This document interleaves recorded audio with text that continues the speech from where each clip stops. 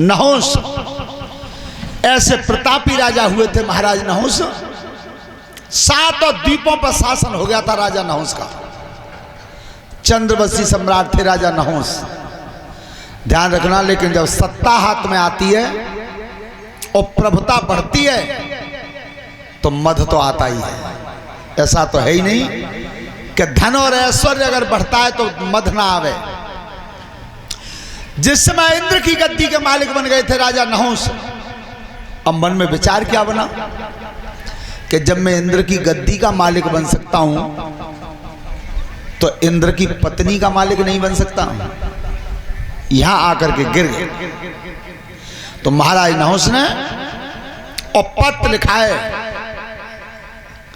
जो देवराज इंद्र की पत्नी थी सची, और सची के लिए कागज पर लिखा है राजा नहुस ने क्या, अरे चलाई अब नहुस ने कलम चलाई, चलाई अब नहुस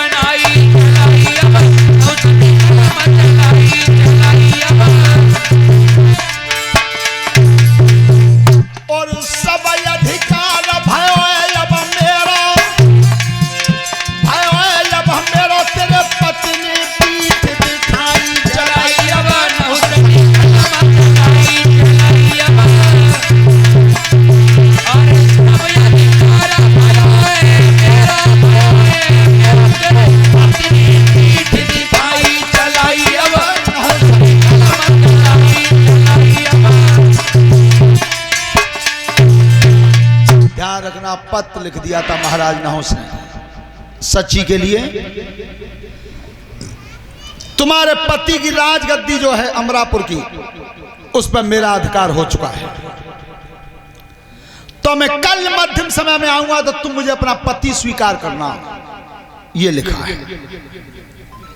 और जिस समय वो पत्र अमरापुर में देवराज इंद्र के भवन में सची के सामने पहुंचा है, सची के सामने पहुंचा तो पत्र को पढ़ रही है। और जब पत्र पढ़ा है सची ने, सोता बंधु किस तरह से, सुनो भूप धरि ध्यान, अरे खोली लइए हाथनु ते पाती,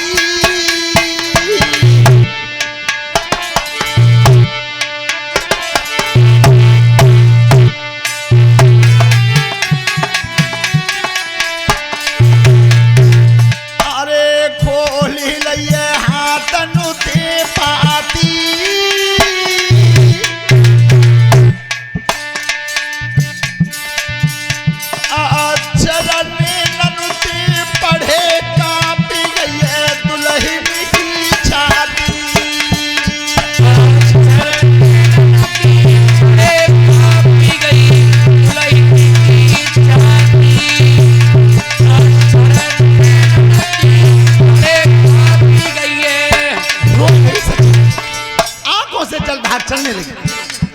जब उस पत्र को पढ़ रही है और अपने पति की याद कर रही है,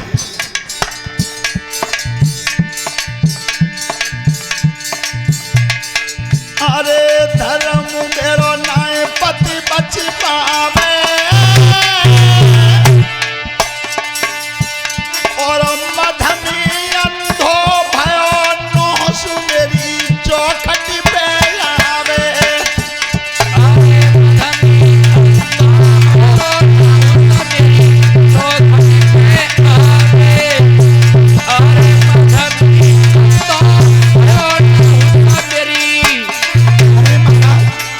राजगद्दी चली गई, तुम छोड़ के भाग गए। महाराज जा को दुख नहीं है मुझे, अब तो दुख जावात को है कि राजा नहुष इतना मध में चूर हो रहा है कि मेरे भवन तक आ रहा है। डीग भोर की रोई गई है, धाराया धिनुती चली आई, संकट आई गए काया पे, खन याद गुरु की आई।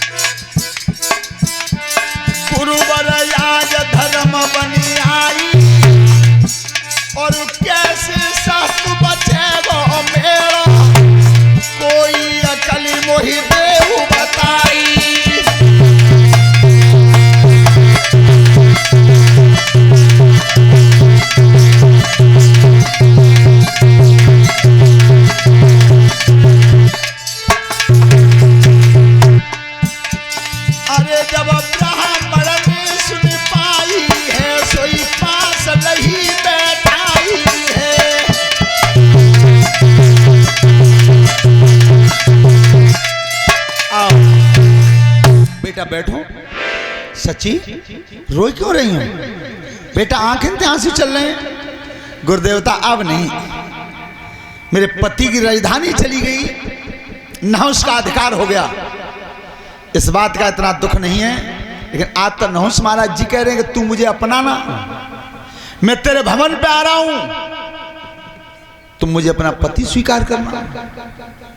महाराज अब कैसे बचेंगे? तो बृहस्पति जब कुनबा पे जरे बैठे बहुत दिनाते हैं, कब होते हैं? वह बालक पर पंचायत जुड़ गई तब होते हैं। बृहस्पति ब्राह्मण बोले कि तू चिंता मत करे बेटी, हम तो अकल ही ऐसी बता देंगे कि बा नहुष को नाश हुई है जावे जिना कही कि भाई हम समझा देंगे जी, कही तुझे अकल ऐसी बताऊंगा जिससे उसका सर्वनाश हो जाएगा। तो गुरुजी जल्दी बताओ।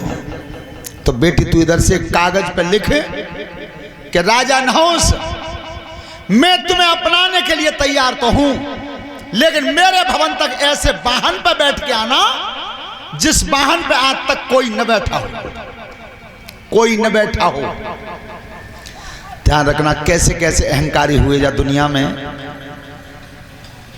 इतिहास में सिकंदर का नाम आता है।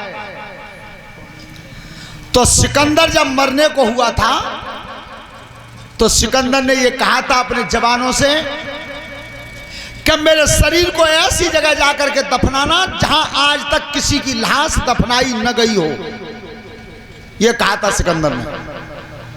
तो जब उसकी मृत्यु हुई तो उसके जवान सिकंदर को लेकर के समुद्र में एक बीच टापू पे गए थे, बीच टापू पे। और जब उसके शरीर का दाह संस्कार करना चाहते थे, उसी समय आकाशवाणी हुई थी कि सिकंदर, तो जैसे सिकंदर जा टीला पे हजारन जर गए पहले। ध्यान रखना, घमंड तो भगवान ने छोड़ा ही नहीं। तो बेटी तू एक काम कर, कागज पे लिख दे ऐसे वाहन पे बैठ के हमें जिस वाहन पे आज तक कोई न बैठा हो। तो गुरुजी वो वाहन कौन सा है, ऐसी सवारी कौन सी है जिस पर कोई न बैठा हो? तो आज बृहस्पति ब्राह्मण बता रहे हैं वो वाहन कौन सा है। कैसे? कागज लिखो बनाई, अरे क्या बाड़ी मधुरी सी बोली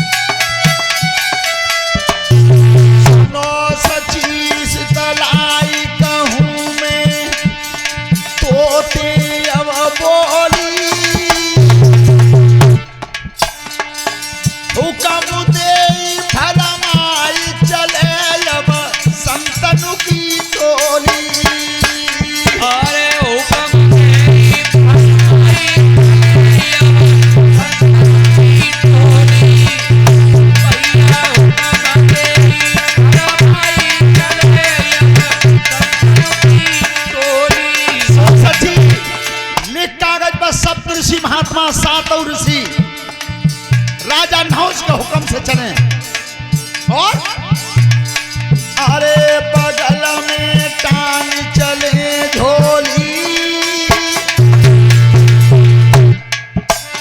जब धूप होई सवाल महात्मा धरला में डोली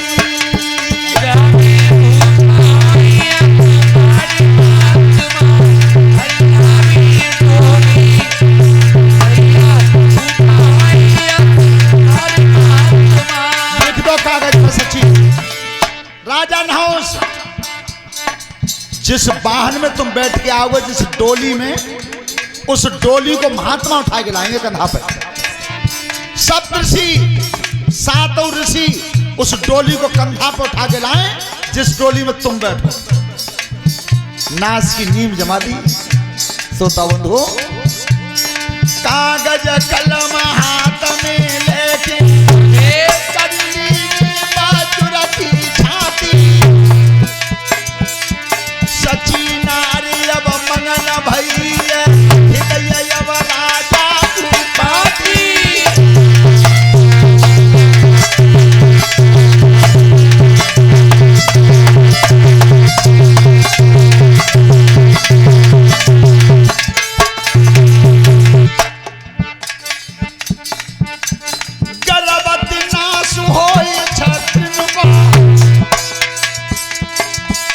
ग्रंथ की नीति बताती अरे कागज लिख गया जवाहर पे राजा नहुष के पास पठाती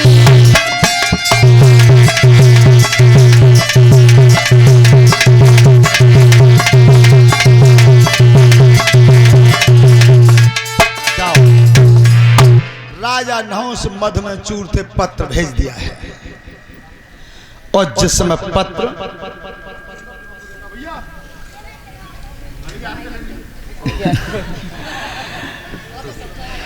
का नाम